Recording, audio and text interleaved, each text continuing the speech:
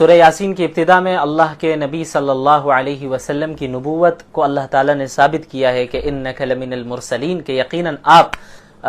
رسولوں میں سے ہے، اور آپ صلی اللہ علیہ وسلم کو جو آپ صلی اللہ تعالیٰ نے مبعوث فرمایا ہے اور جس جگہ مبعوث فرمایا ہے اس کا بھی حکم دیا کہ آپ، اور یہ اس بات کی وضاحت کی کہ اللہ کے نبی صلی اللہ علیہ وسلم کی بعثت کیوں ہوئی ہے، لِتُنذِرَ قَوْمًا مَّا أُنذِرَ آبَاؤُهُمْ فَهُمْ غَافِلُونَ، کہ تاکہ آپ ایسی قوم کو اللہ کے عذاب سے ڈرا دیں جن کے آباء و اجداد کو نہیں ڈرایا گیا تھا۔ اس سے مراد مکہ المکرمہ کے مشرکین ہیں، مکہ المکرمہ اور ارد گرد کے جو لوگ تھے وہ ہیں۔ کیوں؟ کیونکہ آپ صلی اللہ علیہ وسلم سے پہلے بنی اسماعیل میں، اس مکہ المکرمہ میں خصوصاً اور بنی اسماعیل میں اور کوئی نبی نہیں آیا تھا، یعنی حضرت اسماعیل تھے، حضرت اسماعیل کے بعد اور کوئی نبی نہیں آیا، ڈائریکٹ محمد صلی اللہ علیہ وسلم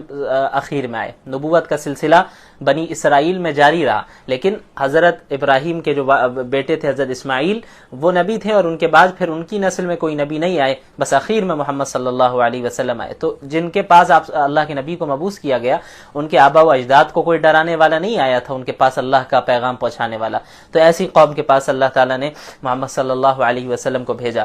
اس کے بعد آیت نمبر 13 سے 3 رسولوں کا ذکر ہے۔ وَضْرِبْ لَهُمْ مَثَلًا أَصْحَابَ الْقَرْيَةِ إِذْ جَاءَهَا الْمُرْسَلُونَ، ایک علاقہ تھا جہاں اللہ تعالیٰ نے 2 رسولوں کو ایک ساتھ بھیجا اس قوم کے پاس، اس بستی کے پاس، کہ اللہ کی آیتوں کی تبلیغ کرے، انہیں ایمان والوں کو خوشخبری سنائے، انکار کرنے والوں کو اللہ کے عذاب سے ڈرائے۔ تو ان کی قوم نے دونوں رسولوں کو جھٹلا دیا۔ پھر اللہ تعالیٰ نے ایک تیسرے رسول کو بھی وہیں بھیجا، فَعَزَّزْنَاهُمْ بِثَالِثٍ، اللہ تعالیٰ نے تیسرے رسول کو بھی بھیجا ان کی تائید کے لیے۔ تو تین رسولوں نے ایک ساتھ انہیں دعوت دی، لیکن اس کے باوجود ان لوگوں نے انہیں جھٹلایا۔ اور ایک شخص تھا، وجاء من اقصى المدينة رجل يسعى قال يا قوم اتبعوا المرسلين، ایک شخص دور دراز علاقے سے، شہر کے دور علاقے سے آتا ہے، وہ ان نبی پر ایمان لے آتا ہے اور اپنی قوم سے کہتا ہے کہ اے میری قوم، ان رسولوں کی اتباع کرو، یہ سچ کہہ رہے ہیں۔ اب یہ شخص کون تھا؟ بعض روایات سے پتہ چلتا ہے کہ ان کا نام حبیب بن اسماعیل تھا، یہ بڑھئی کا کام کیا کرتے تھے۔ تو انہوں نے اپنی قوم کو دعوت دی اور ہر طرح سے سمجھایا، لیکن ان کی قوم نے پھر بھی نہ مانا اور تینوں رسولوں کو جھٹلایا، یہاں تک کہ یہ جو شخص ہے حبیب بن اسماعیل نجار، ان کی قوم نے انہیں قتل بھی کر دیا۔ تو اللہ تعالیٰ نے پھر ان کے انتقال کے بعد جو ان کو شہید کر دیا گیا، اس کے بعد جو معاملہ ہے اس کا ذکر فرمایا، قیل ادخل الجنہ، ان سے کہا گیا حبیب نجار سے کہ اب آپ جنت میں داخل ہوں، یعنی جنت کی نعمتوں میں رہیں۔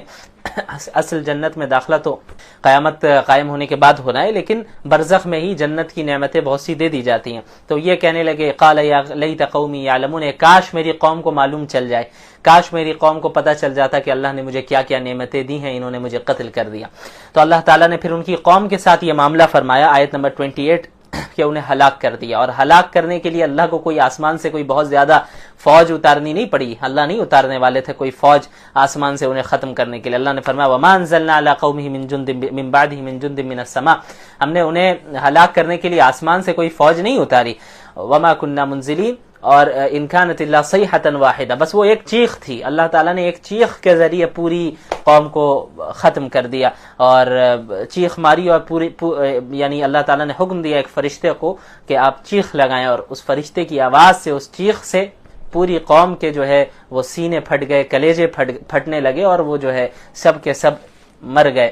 تو اللہ تعالیٰ نے اس طرح صرف ایک چیخ کے ہی ذریعے پوری قوم کو ختم کر دیا، برباد کر دیا۔ تو اللہ تعالیٰ کے ساتھ مقابلہ کرنا اور اللہ سے یہ سمجھنا کہ ہم اللہ سے مقابلہ کریں گے اور غالب آ جائیں گے، یہ حماقت ہے، یہ بے وقوفی ہے۔ اللہ کا مقابلہ کون کر سکتا ہے؟ تو جو اللہ کی اطاعت کرے گا وہی کامیاب ہونے والا ہے۔ اس کے بعد آیت نمبر 65 میں اللہ تعالیٰ نے یہ بتایا، اليوم نختم علی افواہہم وتکلمنا ایدیہم وتشہد ارجلہم بما کانوا یکسبون، جو گنہگار ہوں گے، جو کفار ہوں گے، اللہ تعالیٰ ان کی زبان پر، ان کے منہ پر مہر لگا دے گا، اور ان کے اعضاء گواہی دیں گے۔ زبان سے تو ہو سکتا ہے وہ جھوٹ بولیں گے، بعض یہ بھی جھوٹ کہیں گے کہ بھئی وما کننا مشرکین، ہم تو شرک نہیں کیا کرتے تھے، لیکن اللہ ان کے منہ پر ان کی زبان پر مہر لگا دے گا، اور ان کے جو اعضاء ہوں گے، باڈی پارٹس ہوں گے، ہاتھ ہے، پیر ہے، یہ پارٹس گواہی دیں گے کہ بھئی یہ گناہ کیا کرتے تھے۔ پھر آیت نمبر 69 میں مشرکین کی تردید کی گئی ہے کہ مشرکین آپ صلی اللہ علیہ وسلم کے متعلق یہ بھی کہا کرتے تھے کہ अलियाज़ु बिल्लाह ये शेर व शायरी करते हैं। तो अल्लाह ने फरमाया वमा अल्लमनाहु शिअरा वमा यंबग़ी लह, हमने मोहम्मद सल्लल्लाहु अलैहि वसल्लम को शेर व शायरी की तालीम नहीं दी और उनकी ये शान के लायक भी नहीं है कि वो शेर व शायरी करे, बल्कि ये तो इन हुवा इल्ला ज़िक्रुन व क़ुरानुन मुबीन, ये तो निहायत वाज़े नसीहत और खुला हुआ कुरान करीम है।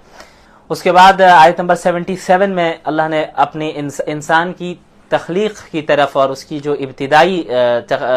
तख्लीक का मरहला है उसकी तरफ गौर करने का हुक्म दिया। वलम यरल इंसानु अन्ना खलक़नाहु मिन नुत्फ़ा फ़इज़ा हुवा ख़सीमुम मुबीन। मक्का मुकर्रमा में एक शख्स था, मुशरिक शख्स था, आस बिन वाइल के नाम से। वो एक मरतबा आप सल्लल्लाहु अलैहि वसल्लम के पास आता है और बोसीदा हड्डी लेकर आता है और उस बोसीदा हड्डी को वो बिल्कुल रेजा रेजा कर देता है और कहता है मजाक उड़ाते हुए कि अल्लाह इसको भी दोबारा ठीक कर देगा, अल्लाह इसे भी दोबारा जिंदा कर देगा। तो अल्लाह ने फरमाया कि एक ऐसा शख्स है अपनी तख्लीक पर गौर करे, अपनी क्रिएशन पर गौर करे। एक पानी के एक नुत्फे से अल्लाह ताला ने इसे बनाया, इसकी हैसियत क्या थी, और आज जब जो है ये अल्लाह ने इसे ताकत दे दी, अब इंसान का ढांचा उसके जिस्म तैयार है और वो उसके अंदर कुव्वत है, बात कर सकता है, चल सकता है, फिर सकता है, तो अल्लाह ही से लड़ रहा है। वो जो अल्लाह एक नुत्फे से पूरे इंसान को बनाने पर कादिर है, वही अल्लाह इस इंसान के मरने और गलने के बाद दोबारा जिंदा करने पर क्या इसे कादिर नहीं है? बिल्कुल कादिर है। उसके बाद सूरत उस-साफ़ात की इब्तिदा होती है। यह भी मक्की सूरत है, इसमें भी इस्लाम के जो बुनियादी अकायद हैं, तौहीद है, रिसालत है, क़यामत है,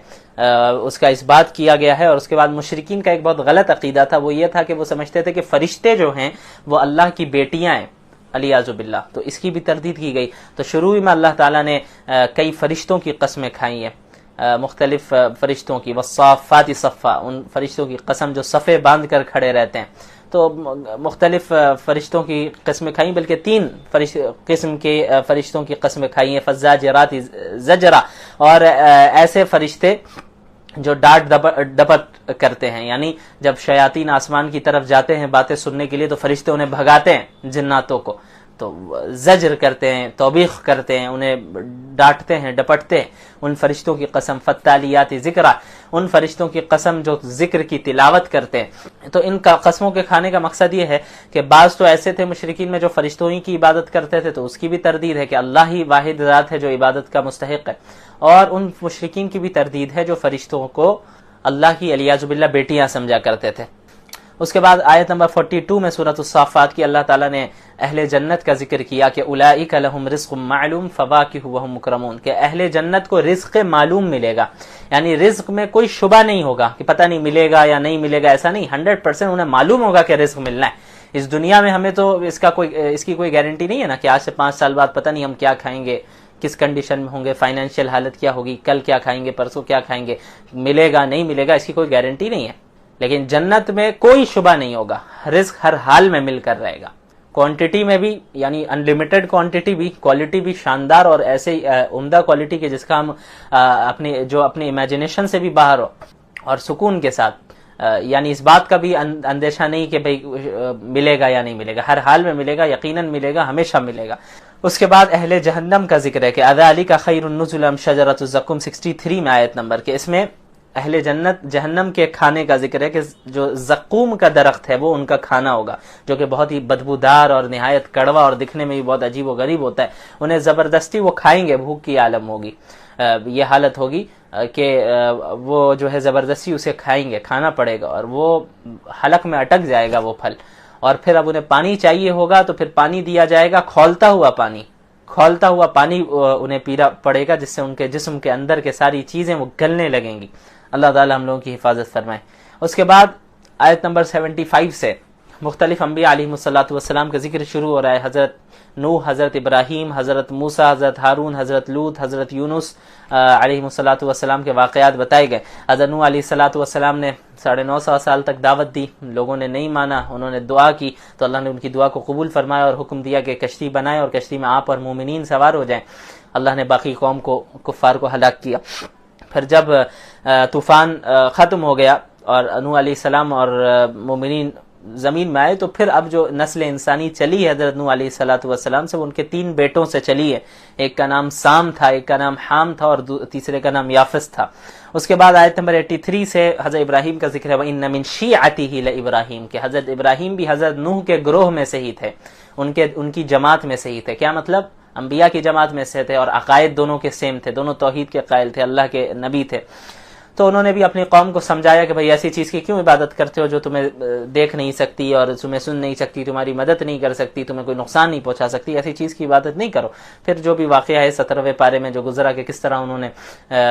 بتوں کو ہلاک کر کے یہ ثابت کیا، بتایا کہ بھئی جو خود کی مدد نہیں کر سکتا تم اس کی عبادت کیسے کرتے ہو۔ پھر اللہ تعالیٰ نے حضرت ابراہیم علیہ السلام کو بہت سی آزمائشوں سے گزارا اور ہر آزمائش میں وہ مکمل اترے۔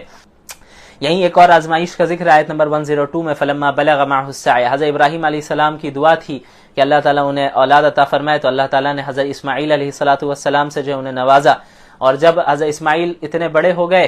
کہ اب چل پھر رہے تھے حضرت ابراہیم کے ساتھ، تو اس وقت حضرت ابراہیم کو خواب کے ذریعے اللہ تعالیٰ نے حکم دیا کہ آپ حضرت اسماعیل کو ذبح کریں۔ خواب میں انہوں نے دیکھا کہ حضرت اسماعیل کو ذبح کر رہے ہیں۔ اچھا یہ یاد رکھیے گا کہ انبیاء علیہم السلام کے جو خواب ہوتے ہیں وہ بھی وحی ہوتے ہیں، عام انسانوں کے خواب کی طرح انبیاء کے خواب نہیں ہوتے۔ یعنی ایک عام انسان جو خواب دیکھتا ہے اس کی کئی مختلف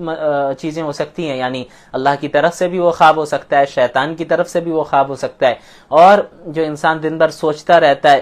اس کے نتیجے میں بھی خواب وہ دیکھ سکتا ہے۔ لیکن انبیاء کے جو خواب ہوتے ہیں وہ 100% وحی ہوتے ہیں، ان میں کوئی شبہ یا کسی دوسری چیز کا شائبہ نہیں ہوتا۔ ایسا نہیں ہو سکتا کہ انبیاء کو علیاذ باللہ شیطان نے خواب دکھایا یا جو وہ خود سوچ رہے ہیں انہوں نے بس ایسے ہی دیکھ لیا جس خواب کا کوئی مطلب نہیں۔ انبیاء علیہم السلام کے جتنے خواب ہوتے ہیں وہ وحی ہوتے ہیں، اللہ کی طرف سے ہوتے ہیں۔ تو حضرت ابراہیم نے جب دیکھا کہ بھئی حضرت اسماعیل کو وہ ذبح کر رہے ہیں تو وہ سمجھ گیا کہ اللہ رب العالمین اس طرف اشارہ فرما رہے، تو حضرت اسماعیل سے اپنے بیٹے سے انہوں نے پوچھا کہ میں ایسا دیکھ رہا ہوں۔ تو حضرت اسماعیل بھی آپ یقیناً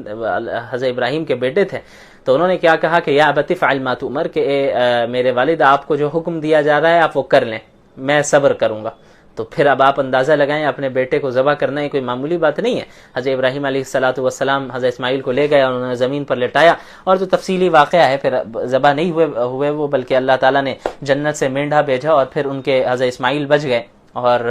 مینڈے کو ذبح کیا گیا۔ تو چونکہ اصل حضرت ابراہیم کا امتحان لینا تھا، انسان کو بیٹے کو ذبح کرانا مقصد نہیں تھا، حضرت ابراہیم کا امتحان لینا تھا کہ اور ان کے امتحان کے ذریعے پوری امت کو اور پوری انسانیت کو پیغام دینا تھا کہ حضرت ابراہیم وہ ہے جنہوں نے ہر آزمائش میں جو ہے کامیابی کے ساتھ وہ ڈٹے رہے اور تمام آزمائش میں وہ پورے اترے، اللہ کے لیے انہوں نے سب کچھ قربان کرنے کے لیے وہ تیار ہو گئے۔ بہرحال اس کے بعد آیت نمبر 139 سے حضرت یونس کا ذکر علیہ السلام، حضرت یونس کے متعلق بھی بتایا تھا، انہوں نے اپنی قوم کو دعوت دی، ان کی قوم نے انکار کیا، تو انہوں نے اپنی قوم سے کہا کہ 3 دن کے بعد عذاب آنے والا ہے۔ تو جس دن عذاب آنے والا تھا اس سے 1 رات پہلے ہی حضرت یونس اللہ کے حکم آنے سے پہلے ہی اپنی بستی سے نکل گئے، تو اللہ تعالیٰ نے عتاب نازل کیا اور حضرت یونس علیہ السلام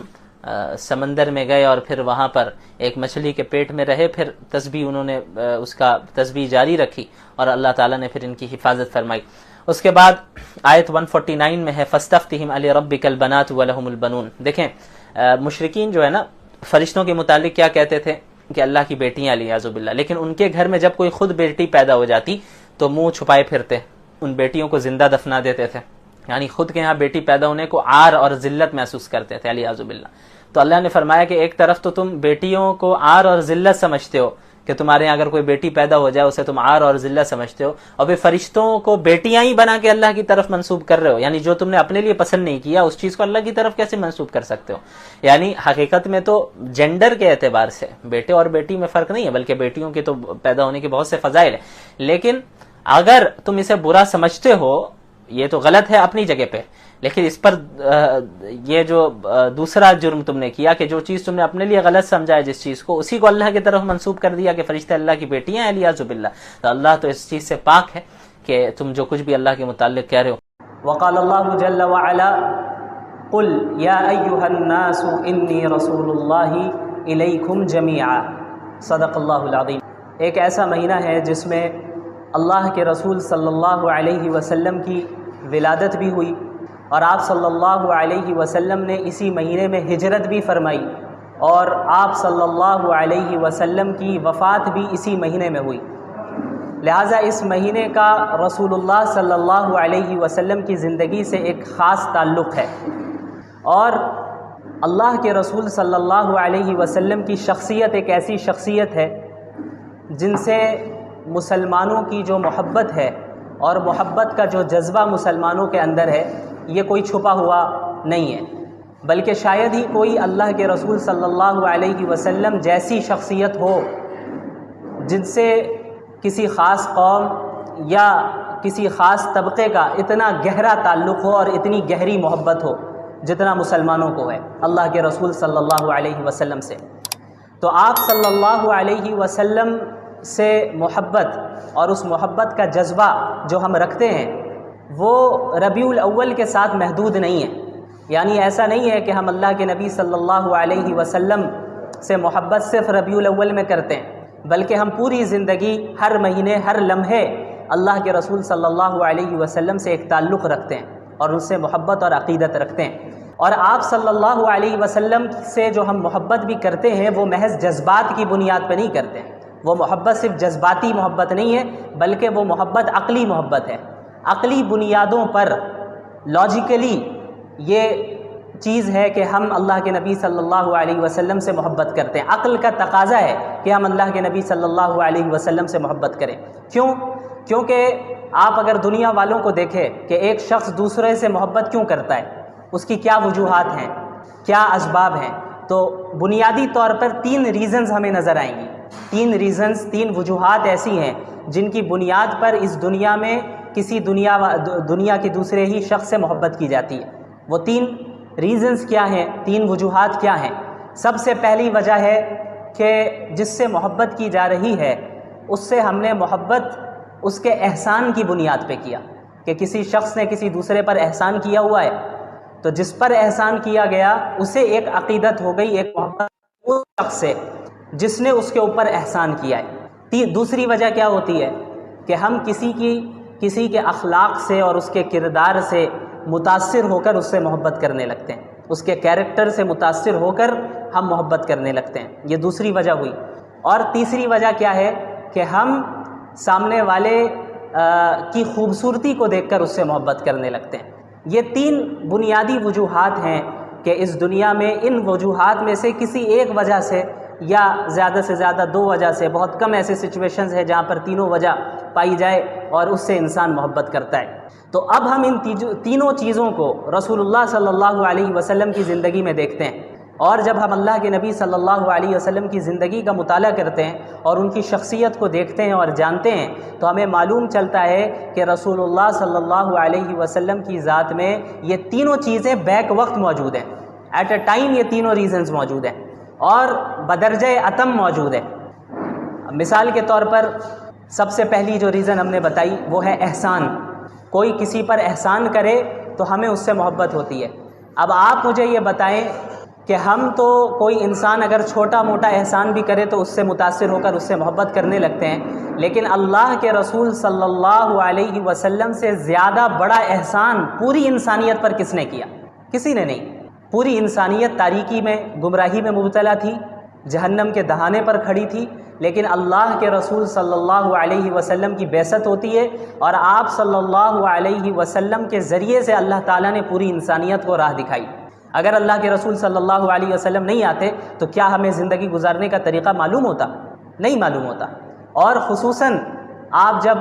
ان واقعات کا مطالعہ کریں جب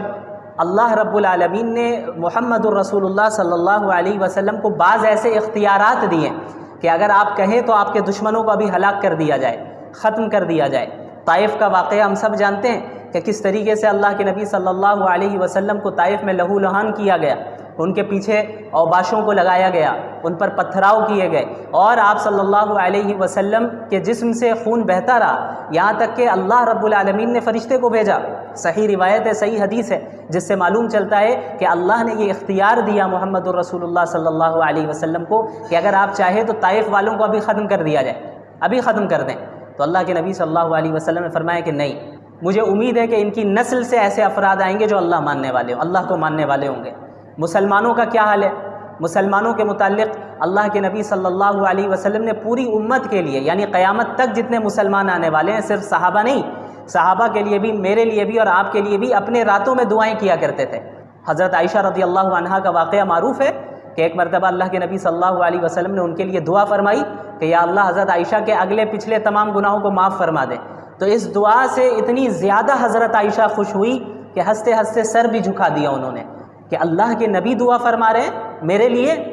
اور وہ بھی ایسی دعا کہ اگلے پچھلے تمام گناہوں کو معاف فرما دیں، کتنی بڑی بات ہے۔ تو اللہ کے نبی صلی اللہ علیہ وسلم نے فرمایا کہ عائشہ تمہیں اس دعا سے خوشی ہوئی؟ ظاہر ہے خوشی ہوئی۔ تو اللہ کے نبی صلی اللہ علیہ وسلم نے فرمایا کہ خدا کی قسم یہ وہ دعا ہے جو میں اپنی پوری امت کے لیے ہر وقت مانگتا ہوں۔